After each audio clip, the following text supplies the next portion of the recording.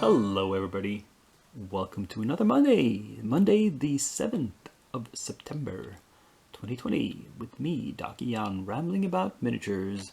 And in the finished section, let's start out with these three, two of which are Reaper. They're all very different. We have this Centaur skeleton that I finished like ahead of schedule. It sort of jumped the queue quite a lot because it was so damn simple. It's just a skeleton, it's nothing else, it's just bones. And that was really easy to paint. Then we have this Reaper Goblin Wizard. This is a metal figure. And then we have a Reaper Bones plastic figure, the Graveyard Golem, where I tried to paint it not just plain gray, but have some hints of other colors in the stone.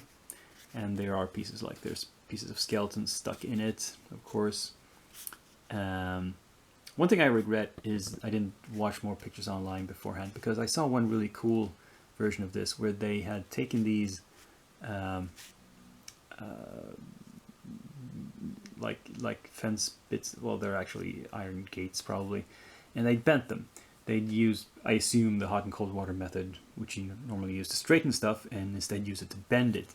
So they were like curled out more, like wings. For example, like this or something, and that looked really cool, but I can't go back and do that after painting them because well then the hot water would probably strip a lot of paint away, and then I would have to repaint them, and I don't know, maybe someday I will, but yeah. So that's 3 minis down. I've got one more to show you, and looky here, I finished this dragon, Gauth. It's a big beast, and it's a colorful, happy dragon, almost. I can't get all of this in one shot. I don't know how I'm going to photograph this in still pictures. I do not know.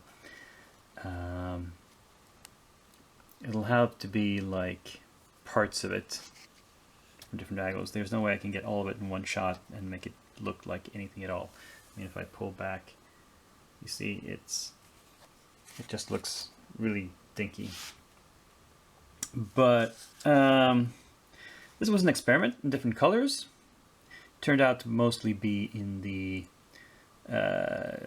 green, blue, indigo, violet range. Not much red in there or yellow. It's just some red in the mouth, and the horns and claws are kind of yellowish, and the eyes are yellow. Little spot colors there to set it off, but yeah, mostly bluish, blue-green. You know, maybe I should have had some lighter colors on the belly and the underside of the wings to differentiate it a bit more, but next time. Like I said, this was very experimental. It was inspired by a color scheme that Dr. Faust did on one of his painted dragons, but the model was very different, so I could not follow that scheme exactly, so it's just, as I said, inspired by it. But, you know, I'm happy it's not your standard, bog standard D&D dragon. It's a little different, and different is good. So I only finished these 4 models this week. Mostly because this one was so big and took so much time. You know, so, yeah, maybe I'll get more done in the coming week. We will just have to see. I suppose all we can do is move on to the workbench and see what's on it. Work in progress. It looks kind of dark. It's partly the way the light shines here and the angle of it, but it's that I've sort of filled in the cracks with dark paint, like dark lined with a wash, you could say, to prepare the mini for painting. And also just on stuff like the base, which is going to be stone, I've just given a very heavy black wash, for example, on this guy, and this is I've done similar things on these. The ones that have gotten any further, I've actually laid down a few base coats on the rest of these skeletons, and of course the Slod is a little further along. I painted a few more details, or base coated a few more details of his clothing.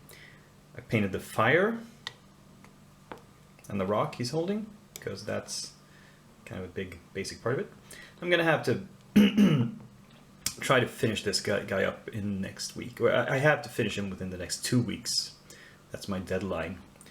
But I'll try to do it in the coming week, as long as I can get some inspiration for what colors to use on the various accoutrements he is carrying. And then I'll have to work on the OSL as well some more. But I have some ideas. Yeah, that's that. What can I finish by next week? I don't know. Half of these, like 4 out of these 8, if I'm lucky. A little more if if I get some extra time.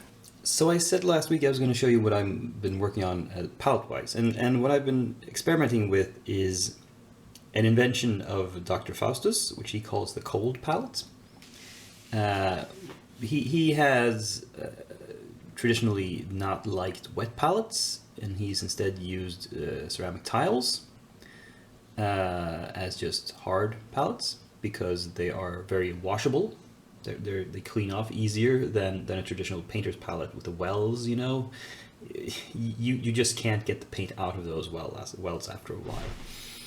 But something like this, and this container, this is a plastic container, closable, and it's been sitting in my fridge overnight, actually. And to show you, most of the paint here is still wet. Like this paint here, still fluid. And this here is a little less so, but it could be activated if I used a little water. So, and it's not too fluid. See, my issue with wet palettes, especially the one I constructed myself, is that if it continuously absorbs, the paint absorbs moisture up through the paper all the time. It never stops. And that means the longer I leave paint, the thinner it gets. Eventually it's just a wash. If I leave it overnight, it's just a wash consistency when I get back. And the idea with this is it keeps it in like just right for longer, and so far it seems to work. See, I've got some paint spatter here, but what does it consist of? Well, it's one of these tiles. We have a microfiber cloth, which is simply an insulation layer to even out temperature a little bit, and then we have an ice pack. And this one has melted, but it's still cold because it was in the fridge, which is why the paint has stayed the way it is. So the idea is that the cold, the ice pack creates a temperature difference between the air around it, just around it, and the surrounding air, and that causes condensation to form on this tile, and the condensation keeps it wet.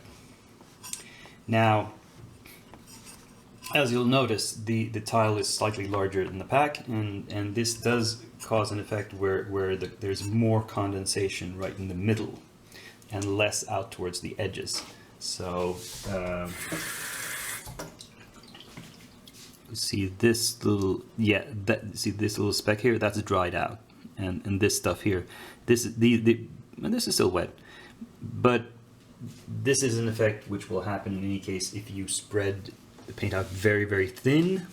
It's going to dry, and this was actually a drop of wash where I used most of it, and there was just a thin film left, and so that's going to dry out. It's not strange, and here it's also dried out some because it's out towards the edge.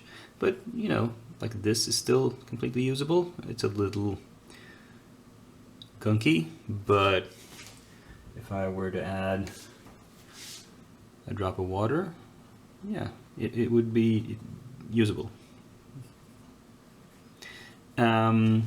So I'm kind of happy with this.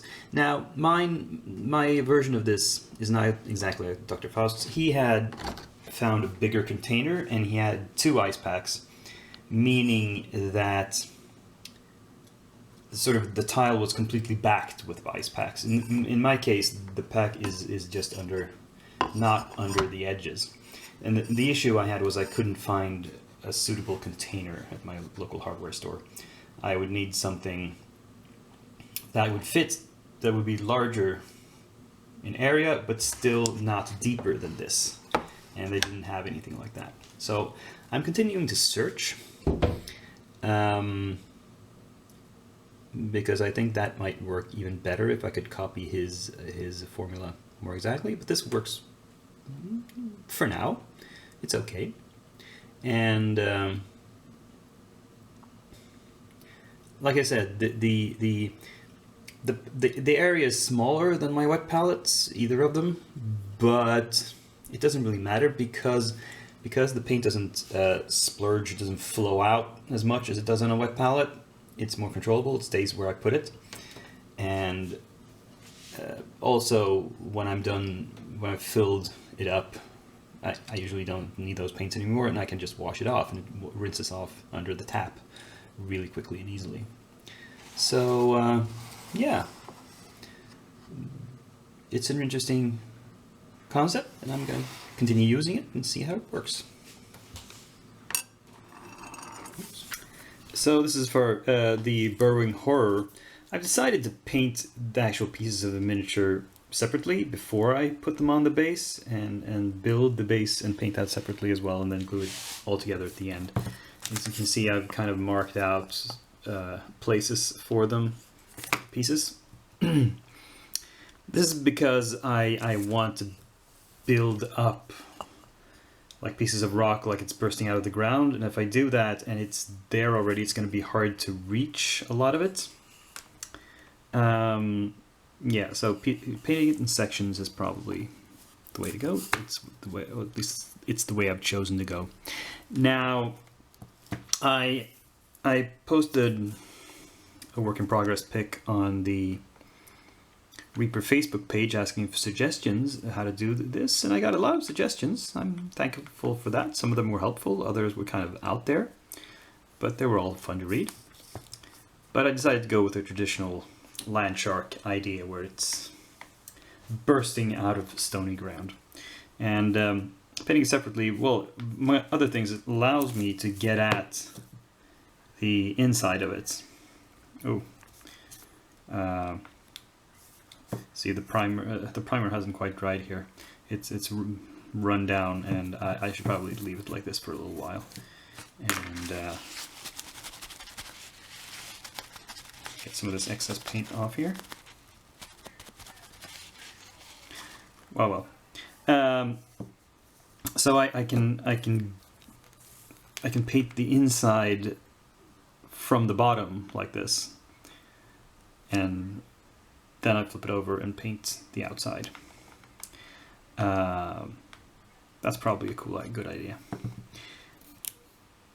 And only workable idea. I mean, painting the inside from here would be really, really difficult. In this case, I should have, if I wanted to do that, I should have painted the inside before gluing the whole thing together. But that would have been nasty as well. I mean, I think I've managed to hide the seam lines. I've done some gap filling, and after the primer, it doesn't really show, I hope. But anyway, it's moving slowly forward.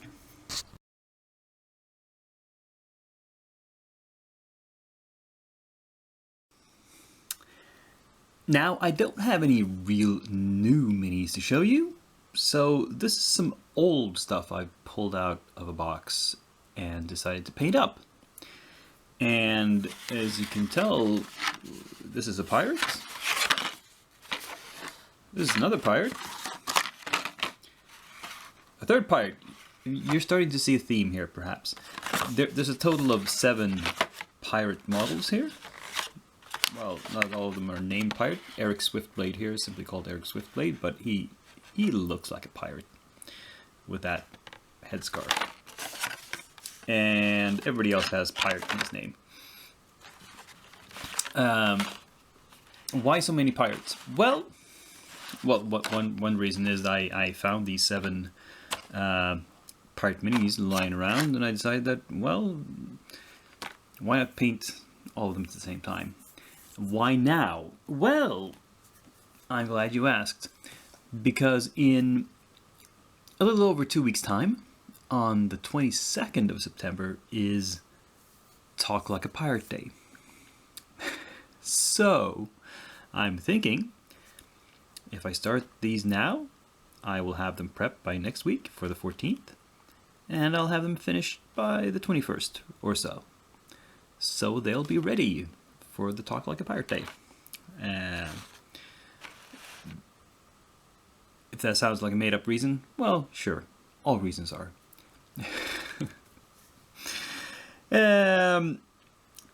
Now,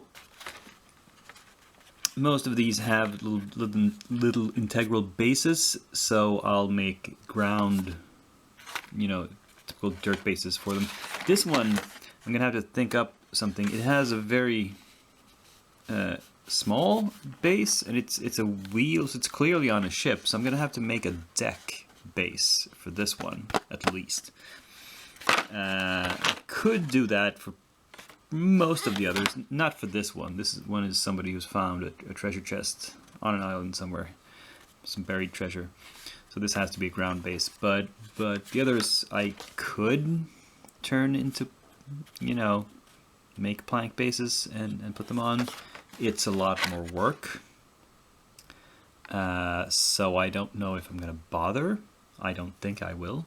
It seems unlikely. Because, like cutting these bases off and filing things down, it's a lot of work. On the other hand, it makes them more regular. So, I'll think about it a little bit. But I don't think I need to prepare anymore. I still got some projects left over that are, in the works from previous weeks. So let's not overload the queue. And with that, so I think it's time to end this episode, in fact. Closing out on this preview of coming stuff. So I hope you liked this video. If you followed along so far, please give it a thumbs up if you did. Subscribe if you haven't done so. Comment about anything that struck your fancy in the video. And above all, be back next week. Same day of the week, same channel, same Dakiyan, who's now signing off.